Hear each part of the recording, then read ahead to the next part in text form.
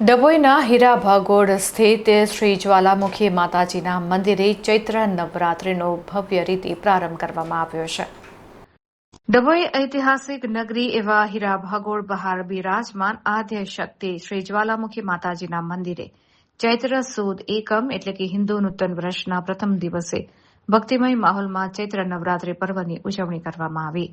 આ પાવન અવસરે ભાટિયા વાળંદ અને મહેસુરિયા સમાજના શ્રદ્ધાળુઓ દ્વારા પરંપરાગત વિધિ વિધાન સાથે વિવિધ ધાર્મિક કાર્યક્રમોનું સુંદર આયોજન કરવામાં આવ્યું હતું. ભક્તિ અને શ્રદ્ધાનો સંગમ જોવા મળી રહ્યો છે.